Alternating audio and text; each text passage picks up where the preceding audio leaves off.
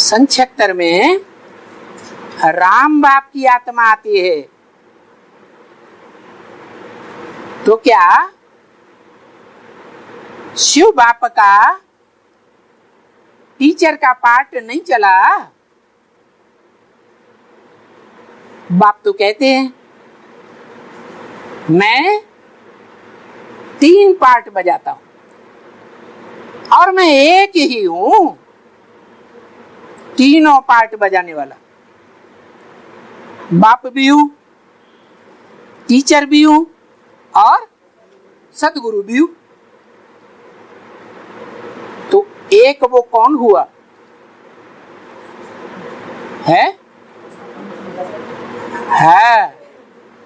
एक ही पर्सनालिटी है जिसके द्वारा बाप भी है, टीचर भी है, सदगुरु भी है। तो बाप सन 76 से जो मुरलियां हैं जिन्हें गीता गान ज्ञान कहा जाता है, उन गीता ज्ञान को ज्ञानामृत बनाता है। पहले भी मुरली में बता दिया था, अभी गीता ज्ञान कहेंगे, गीता ज्ञानामृत नहीं कहेंगे। क्यों? क्योंकि उस समय मंथन नहीं हुआ था, नई बातें नहीं निकली थी। मंथन से क्या होता है? दूध हो या दही हो, मंथन करते हैं तो नया क्या निकलता है? मक्खन निकलता है, सार निकलता है। तो ये जो सार है वो ही अमृत है। कहते हैं देवताओं ने अमृत पिया तो क्या बन गए?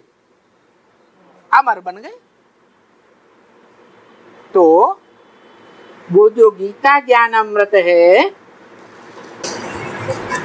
वो गीता ज्ञान अमृत, मुरलियां कहो, गीता कहो, गीता माता कहो, उसका क्लैरिफिकेशन है, व्याख्या है। जो मनुष्य ने गीता बनाई थी उसकी भी क्या व्याख्याएं की गई? ये सारी व्याख्याएं एक दूसरे से टकराती है, संपूर्ण व्याख्या एक भी नहीं मानी जाती।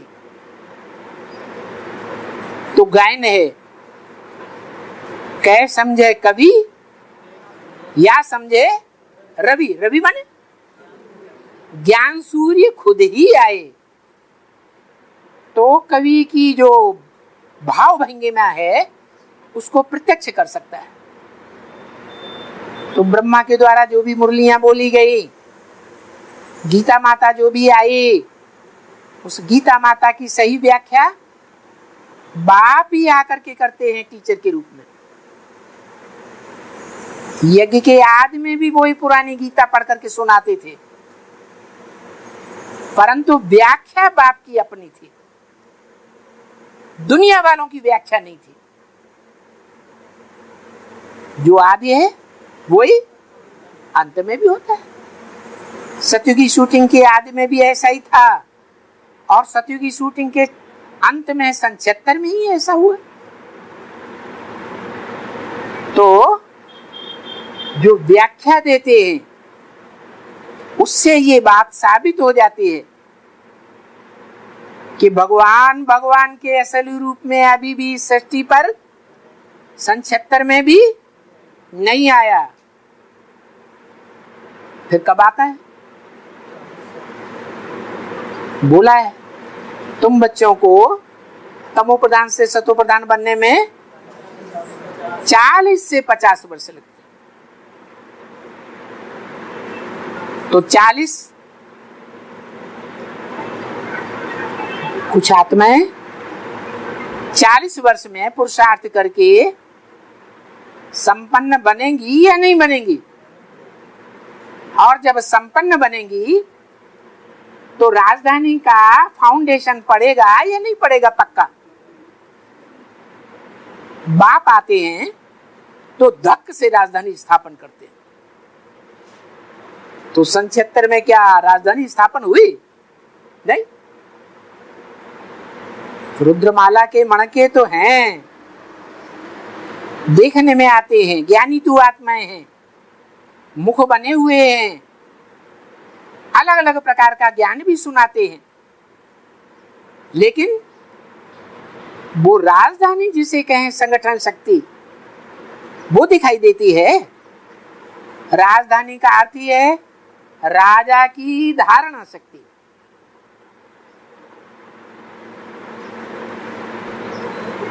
तो धारणा शक्ति है, जो भी ज्ञान सुनते हैं, सुनाते हैं, वो प्रैक्टिकल जीवन में धारणा शक्ति देखने में आती है? आती है? नहीं आती। कब आएगी? है? बता दिया व्यक्तवाणी में। क्या करो? विजयमाला का आवाहन करो। विजयमाला की जो रानी मक्खी है, शहद की रानी मक्खी होती है ना, वो उड़ के जाती है तो पीछे पीछे सारा मनारा जाता है। वो राजाओं की धारणा शक्ति है नंबर 1। वो जब आती है, रुद्रमाला से मेल खाती है, तो दक्ष से राजधानी स्थापन हो जाती है। और छोटी राजधानी स्थापन होती है, उस समय की यादगार है शिव बाबा का मंदिर।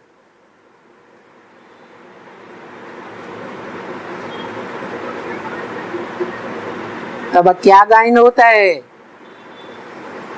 शिव के साथ किसका नाम जोड़ा जाता है?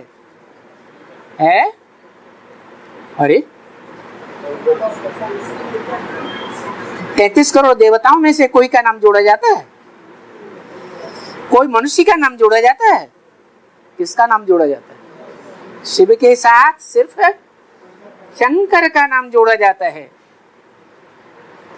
स्पष्ट हो जाता है कि ये नेक्स्ट टू गॉड है। शिव शंकर भोलेनाथ कहा जाता है। शिव बड़ा और शंकर उसका बड़ा बच्चा। कहते हैं देव देव महादेव त्रिमूर्ति शिव। तो शिव की जब 3 मूर्तियां हैं, उनमें नंबरवार हैं। सूक्ष्म वतन में नीचे कौन, बीच में कौन, ऊपर कौन? नीचे ब्रह्मा, उससे ऊंचा विष्णु, और उससे ऊंचा शंकर। तो शिव के नजदीक कौन हुआ? शंकर। इसलिए बड़ा बच्चा कौन हुआ? 3 बच्चे तो हैं। मैं 3 मूर्तियों के साथ आता हूं, लेकिन फिर प्रत्यक्ष भी जब होता हूं अंत में, तो 1 के साथ प्रत्यक्ष होता हूं या 3 के साथ प्रत्यक्ष होता हूं? उस समय वो तीनों आत्माएं होनी चाहिए। ब्रह्मा भी होना चाहिए, वैष्णवी शक्ति भी होनी चाहिए, और शंकर भी होना चाहिए। तो राजधानी स्थापन होती है। लक्ष्मी नारायण का जन्म कहो या शिव बाबा का संपूर्णता और प्रत्यक्षता रूपी जन्म कहो, ये संसार में प्रत्यक्ष होता है। तो बोला अगर